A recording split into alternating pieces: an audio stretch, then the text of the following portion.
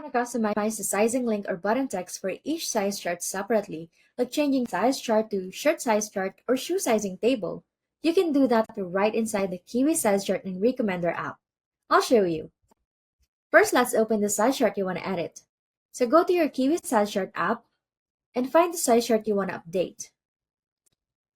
Click on it, and at the top, you will see the More Actions button. Select that and choose Advanced Settings from the drop-down menu. In the drawer that will appear, you'll see that modal settings are turned on by default. Turn off this setting to unlock new customization options. You'll now see fields where you can customize the link or button text, as well as the modal header and subtext just for this chart.